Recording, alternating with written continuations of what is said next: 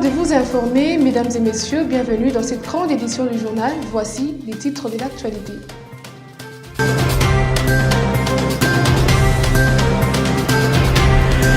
Au sommaire de votre journal, les portes du Palais du Peuple à Kinshasa s'ouvrent ce jeudi 15 septembre 2022 pour accueillir les députés nationaux en vertu de la rentrée parlementaire pour la session ordinaire de septembre. Entre-temps, des suggestions sont énormes à l'endroit des élus nationaux afin que la volonté du souverain primaire soit prise en compte. Et puis, ayant fui des exactions de M23, certains réfugiés congolais vivant en Ouganda continuent à être expulsés par le gouvernement de Kampala malgré la coopération qui existe entre la République démocratique du Congo et l'Ouganda. Cette situation inquiète plus d'un Congolais. Mesdames, Messieurs, c'est tout pour les titres.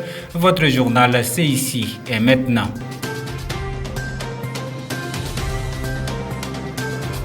Débutons ce journal par cette information. La première tournée de Vital Kamerhe, ancien DIRCAB du chef de l'État à l'est de la République démocratique du Congo, depuis qu'il a été blanchi par la justice, est devenue matière à débattre au sein de la classe sociopolitique congolaise en ce qui concerne l'impact de cette mission. Suivez. Quelques mois après sa sortie à la prison centrale de Makala à Kinshasa, l'ancien chef d'administration du président de la République démocratique du Congo, Félix-Antoine Tshisekedi Tshilombo, Vital Kamerhe vient de signer sa première sortie à l'est du pays, où plusieurs activités ont été effectuées dans le sens de promouvoir la paix et la sécurité dans cette partie du pays, même si cela est au cœur de plusieurs lectures effectuées dans presque tous les sens. Comme de voir un acteur politique qui veut dans tous les sens que possible accentuer ou marquer son retour en politique, alors il faut trouver une évidence sur la République qui exigerait aussi sa participation. Alors il a trouvé cette occasion avec la partie de l'Est. En dehors de ça, un acteur politique que l'Union sacrée est en train de chercher ou caser. Parce que la primature, ça poserait un problème. Nous sommes à la veille de l'élection, il faut laisser que Sama Lukonde continue. En dehors de ça, est-ce qu'il faut un ministère? Non, il est plus qu'un ministère. Est-ce qu'il faut un retour à la présidence de la République comme directeur de cabinet? Ça, c'est déjà une paire de manches qui l'exposerait davantage politiquement et autrement parlant. Alors, on est en train de lui trouver une place qui peut-être vaudra son intelligence parce qu'au-delà de tout, il est tenté de plus de dextérité gouvernementale. Il est important pour l'Union sacrée. Dans son discours au stade Afia de Goma, Kamerhe a demandé à la MONUSCO de définir les mandats des casquets bleus en République démocratique du Congo et au M23 de déposer les armes afin de promouvoir la paix à l'est du pays. Selon cet acteur politique, ce sont des discours, des commentaires sans solution. D'ailleurs, son discours ou son meeting était prononcé à quelques mètres de Bunagana. Ce n'est pas le fait de dire au M23 de vous déposeront les armes. Il ne faut pas qu'on rêve. Ce n'est pas le fait de demander à la MONUSCO, d'ailleurs, qui, selon au regard de la résolution 2556, au Conseil de sécurité, est déjà dans son plan de retrait progressif. D'ici 2024, la MONUSCO ne sera pas sous le sol congolais. Il y a déjà la force sous-régionale de la communauté des États d'Afrique de l'Est qui est en train de venir en RDC. C'est qu'à mon sens, ce sont des discours, des commentaires, mais qui ne sont pas des solutions. Pour rappel, c'est depuis le lundi dernier que Vital Kamerhe est arrivé à Goma, à l'est de la République démocratique du Congo, doté d'un agenda de conscientiser les acteurs de guerre pour qu'ils déposent les armes et servir la nation autrement. Les portes des Palais du Peuple à Kinshasa s'ouvrent ce jeudi 15 septembre 2022 pour accueillir les députés nationaux en vertu de la rentrée parlementaire pour la session ordinaire de septembre. Entre-temps, les suggestions sont énormes à l'endroit des élus nationaux afin que la volonté du souverain primaire soit prise en compte. Reportage. Il ne restait que quelques heures seulement pour voir les parlementaires en RDC reprendre les chemins de l'hémicycle après plus de 2 mois de leurs vacances. Pour cette session ordinaire de septembre, nul n'ignore qu'elle est essentiellement budgétaire. Cependant, il y a encore certaines questions d'importance capitale, à l'instar de la situation sécuritaire dans l'est du pays, mais aussi trouver des mécanismes devront permettre au gouvernement de résoudre la question des pénuries de carburant, y compris les financements du processus électoral. Cette rentrée, c'est une rentrée très stratégique. C'est une rentrée parlementaire à beaucoup d'enjeux. Pourquoi c'est une rentrée à beaucoup d'enjeux? Ce n'est pas seulement une session qui est liée à l'étude budgétaire ou une session budgétaire. Mais ce qui est beaucoup plus important et ce qu'il faut retenir dans cette rentrée, qu'il y a beaucoup de lois qu'il faut analyser et voter par les députés. Il y a certaines lois qui étaient restées en suspense, il y a certaines lois qui étaient proposées, mais jusque-là, ça n'a jamais passé ni par les commissions, ni en commission, ni en plénière. Si aujourd'hui les députés semblent faire semblant par rapport à certaines lois qui sont proposées pour l'intérêt de la population, je pense qu'ils sont complices des misères de la population. Certes, oui, le budget est proposé par le gouvernement de la République, le gouvernement des Warriors, de 11 milliards à 14,5 milliards. C'est très consistant. Pour l'heure, certains députés nationaux s'apprêtent déjà avec leur rapport parlementaire à pouvoir déposer au bureau de l'Assemblée nationale et d'autres seront soumis au débat en pleine plénière. En vacances parlementaires pour une enquête au programme national d'hygiène aux frontières dans le Haut-Katanga, le député national Eliezer Tamboué a de prime abord présenté ses civilités à l'autorité urbaine de la ville frontalière de Kasumbalesa avant de lancer. Suivez. En pleine enquête parlementaire à Kasumbalesa, l'honorable Eliezer Tamboué a présenté ses civilités à l'autorité urbaine ce lundi 12 septembre 2022. Le député national qui mène une enquête parlementaire au programme national d'hygiène aux frontières est allé d'abord présenter ses civilités à l'adjoint au maire de la ville avec qui il a échangé sur d'autres questions de la ville frontalière. Je suis à Kasumbalesa. D'abord ici, j'ai venu payer les civilités comme tout acteur politique et homme d'État. On ne peut pas arriver dans une entité sans se présenter auprès de l'autorité légale. C'est comme ça que j'ai été payé les civilités.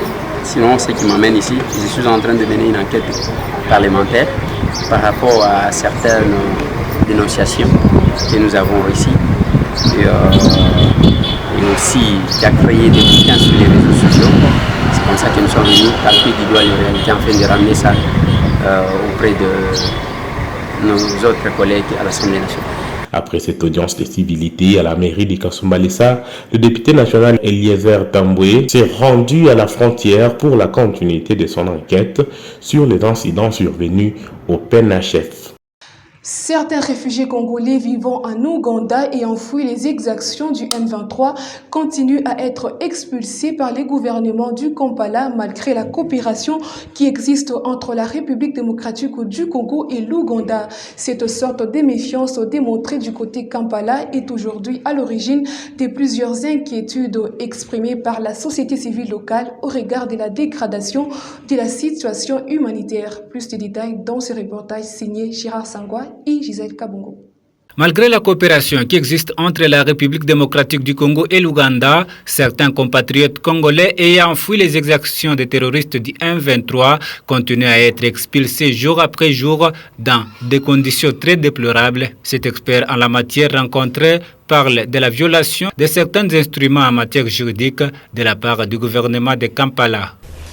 J'ai effectivement suivi tout dernièrement qu'il y a des Congolais ou des réfugiés congolais en Ouganda qui ont été renvoyés par l'État ougandais, donc renvoyés dans la violation pratiquement de différents instruments internationaux en la matière, et nos compatriotes ont été renvoyés au niveau de la RDC, principalement à Bunagana, pendant que le régime en place ainsi que l'Ouganda semble être dans une collaboration, dans une coopération bilatérale. Alors que l'Ouganda venait de verser la première somme de dommages à la hauteur de 65 millions de dollars américains sur les 325 de dommages et intérêts auxquels il a été condamné par la Cour internationale de justice pour son invasion à l'est de la République démocratique du Congo il y a 2 décennies. Cet analyste se pose la question de savoir l'origine de cet argent et sera-t-il bien canalisé? Donc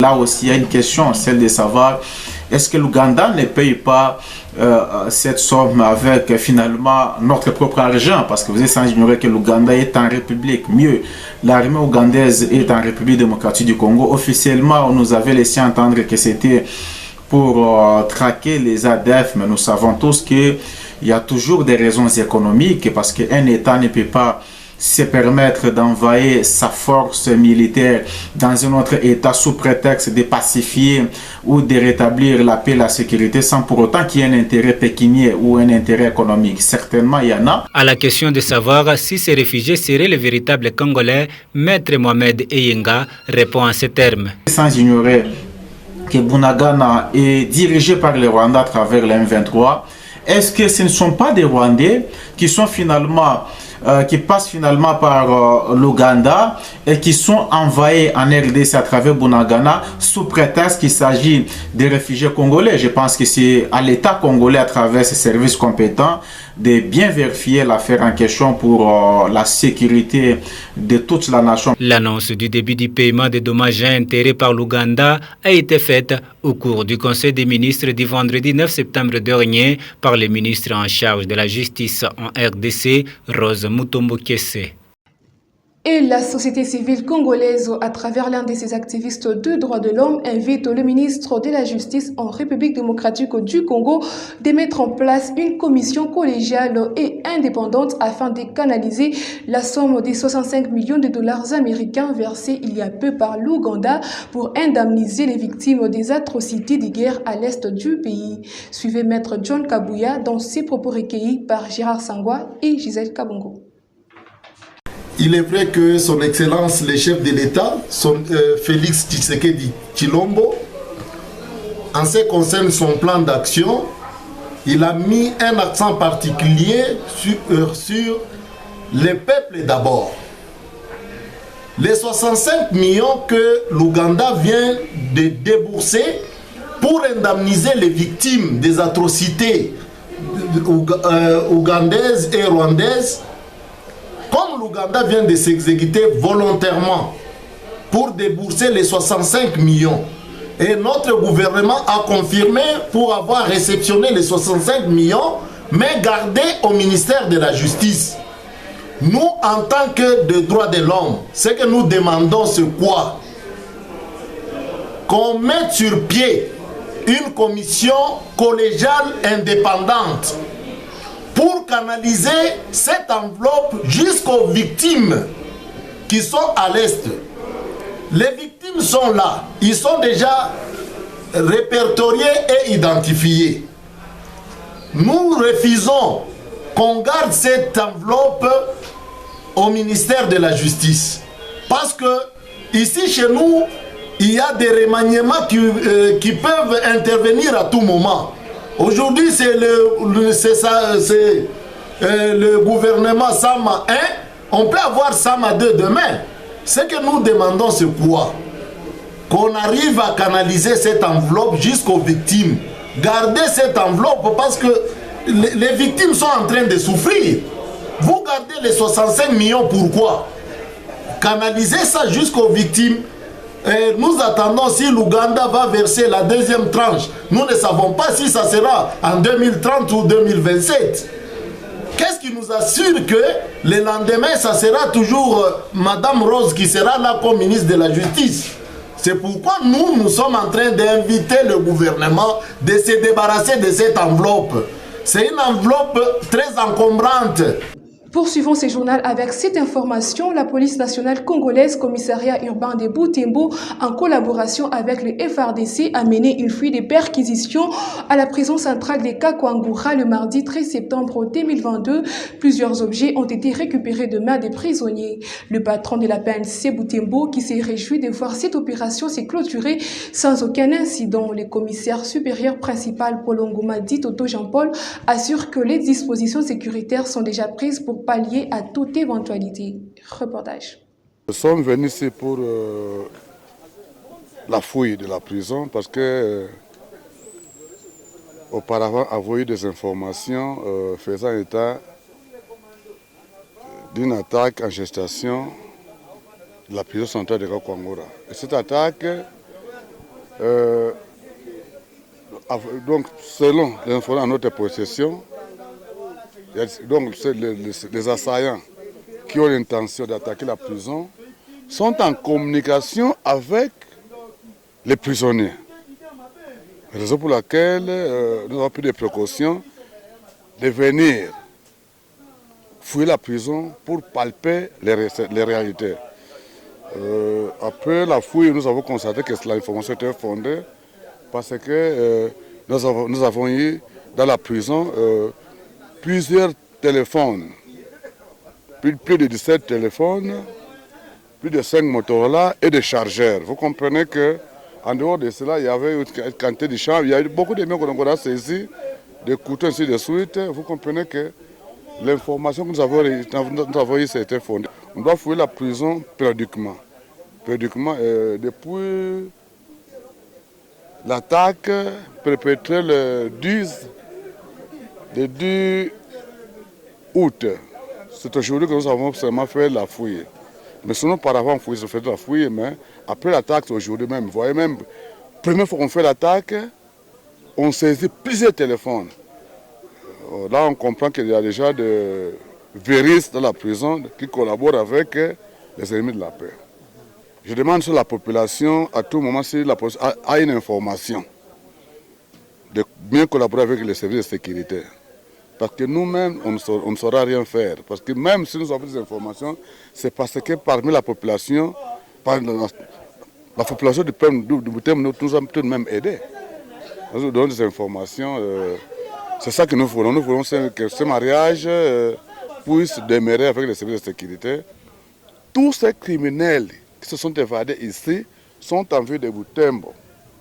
Parce que d'abord, voir même à Ben, on commence à récupérer d'autres personnes. On a récupéré certaines personnes à Lubero. Ici à Butembo, ces criminels sont là. Et nous, et avec vous, la population, si nous déployons les efforts possibles, on va les arrêter. L'actualité, c'est aussi cette information 10 ans après l'adhésion de la République démocratique du Congo à l'Organisation pour l'harmonisation en Afrique du droit des affaires OHADA. Approché à ces sujets, un expert en économie explique ici les avantages et bénéfices que la RDC a tirés sur l'amélioration du climat des affaires depuis cette adhésion. Il est dans ses propos recueillis par Beki Kasongo. Pour ce qui concerne l'OHADA, vous savez, nous avons eu 3 basculements. Il y a eu le basculement juridique, le basculement comptable et le basculement informatique. Donc nous sommes déjà en exercice de ces 3 basculements. Donc nous sommes réellement dans l'OHADA parce qu'on a déjà fait les basculements. Les registres de commerce qui est sur le plan juridique, les registres de commerce qui est passé en RCSM.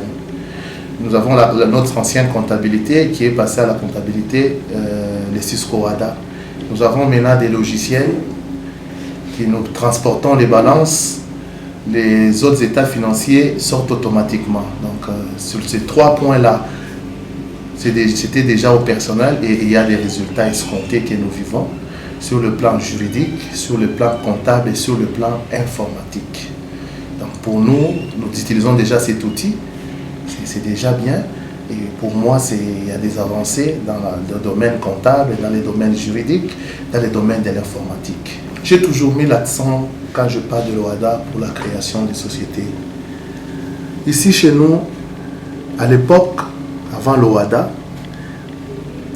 nous créions l'entreprise en numéraire, en industrie et en nature. Avec l'OHADA, il faut donner l'argent. On ne crée que la société en nature et en argent. Il n'y a pas d'apport en industrie en matière d'OHADA. Donc vous voulez vous créer une société, vous devez libérer l'argent, soit vous allez donner votre bâtiment, soit vous allez donner un véhicule qu'on doit évaluer. En matière d'OHADA, on ne sait pas évaluer votre intelligence. Nous n'avons que des coopératives. Donc en matière d'OHADA, pour créer une société, on les crée en numéraire et en nature, et non en industrie. En OHADA, on n'évolue pas l'intelligence de quelqu'un. 30 journalistes et blogueurs de l'espace Grand Kasaï ont participé à une formation sur la santé maternelle. Cette école du savoir de des jours, soit du lundi au mardi 13 septembre 2022, a été organisée par l'UNFPI dans la salle polyvalente des Monts Hôtel 12 Maisons. Soleil Toumba nous fait le point. Ils sont désormais outillés sur la santé maternelle. Ces professionnels de médias et blogueurs venus des 3 provinces de l'espace Grand Kasaï, entre autres Kasaï, Kasaï central et Kasaï oriental, ont pendant 2 jours participaient activement à cette formation organisée par l'UNFPA dans le seul but de lutter contre le décès maternel. Madame Brigitte Kiakou, chargée de communication à l'UNFPA, salue ici la participation des professionnels de médias à cet atelier. Nous sommes satisfaits de l'échantillon que nous avons trouvé ici dans le Grand Kasaï pour le Kasaï central, le Kasaï et le Kasaï oriental.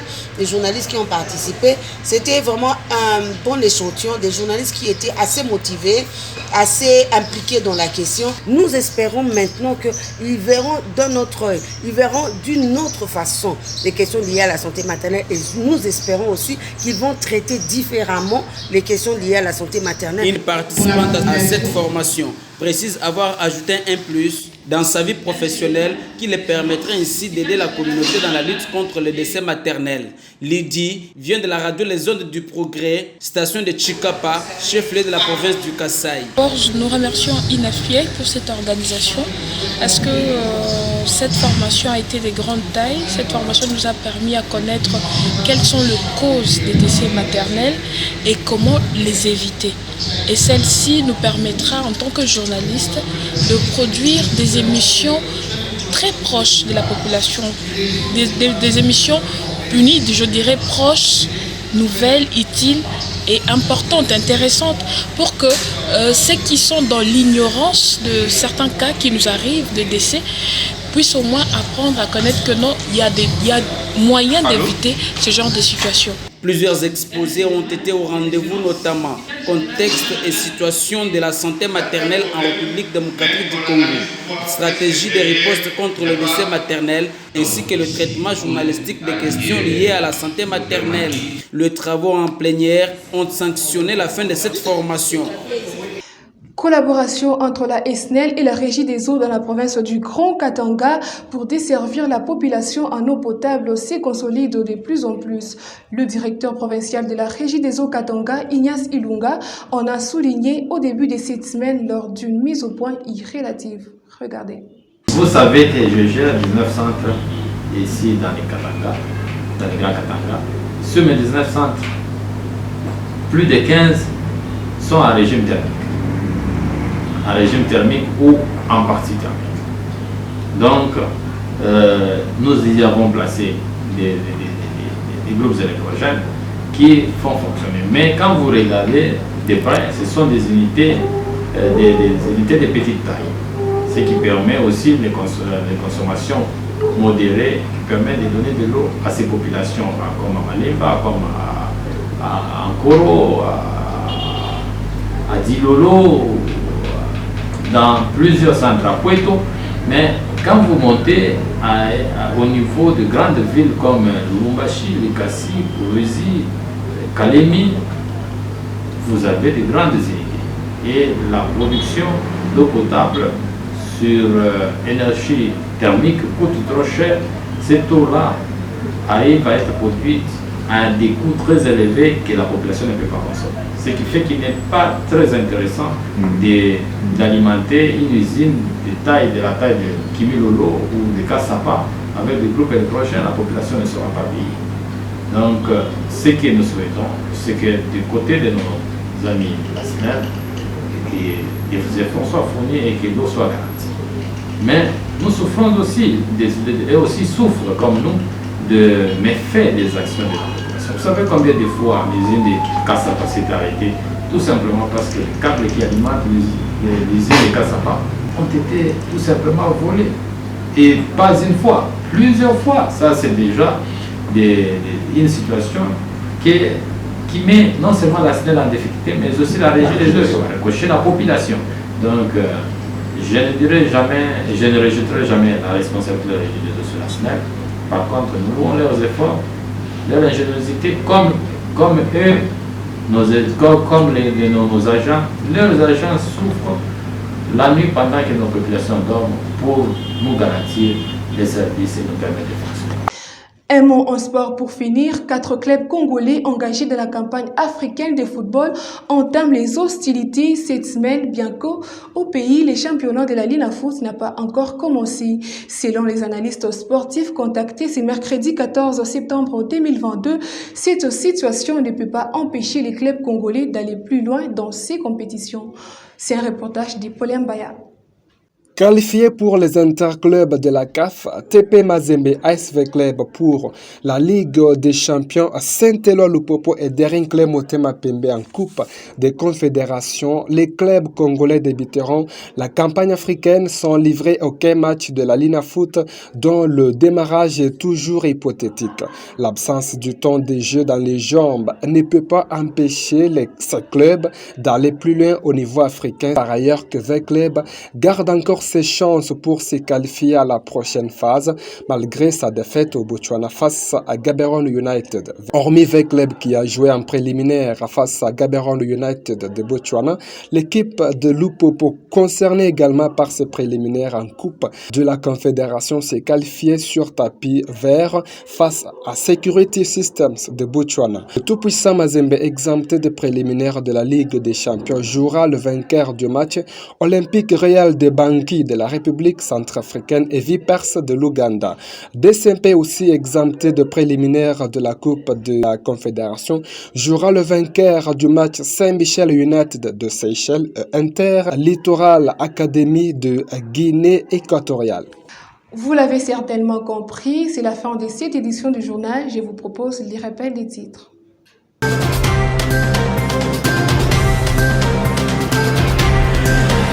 Vous avez suivi au cours de cette édition du journal. Les portes du Palais du Peuple à Kinshasa s'ouvrent ce jeudi 15 septembre 2022 pour accueillir les députés nationaux en vertu de la rentrée parlementaire pour la session ordinaire de septembre.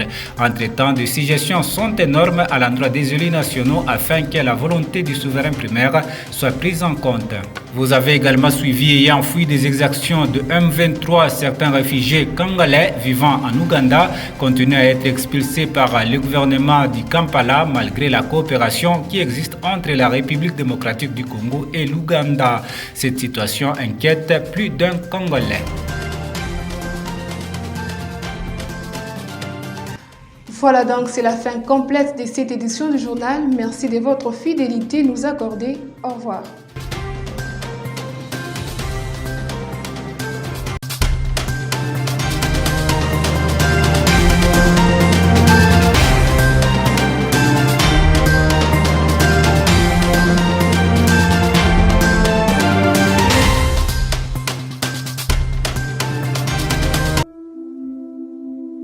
De la RDC vers le monde et du monde vers la RDC. Présent sur tous les corridors desservant la RDC, LMC offre ses services de transport maritime et multimodal de Dar es Salaam à Mwanda, en passant par Goma, Bukavu et Bunia, de Lobito à Zongo, en passant par Lubumbashi, Kolwezi et Mweneditu, enfin du corridor national de Boma à Kisangani pour les provinces de Kinshasa, du Congo central et du Bandundu, couvrant ainsi l'étendue du territoire national. Par son service de cabotage, le géant des mers couvre le continent africain du nord au sud, via les ports de Safi jusque Durban, de l'est à l'ouest, via les ports de Mombasa jusque Kribi, ainsi que toute la côte ouest africaine. À sa ligne Afrique-Europe s'ajoute celle de l'Extrême-Orient par la Chine et du Proche-Orient par les Émirats arabes unis. Au service de la nation congolaise depuis 1974, les lignes maritimes congolaises garantissent un transit time concurrentiel et un service de porte-à-porte sécurisé. Retrouvez-nous numéro 13 de l'avenue des Aviateurs, immeuble LMC Ami Congo, Kinshasa Gombe. Pour tout contact, composez le 082 380 0000. Ligne maritime congolaise, votre transporteur à la dimension des ambitions de la République démocratique du Congo.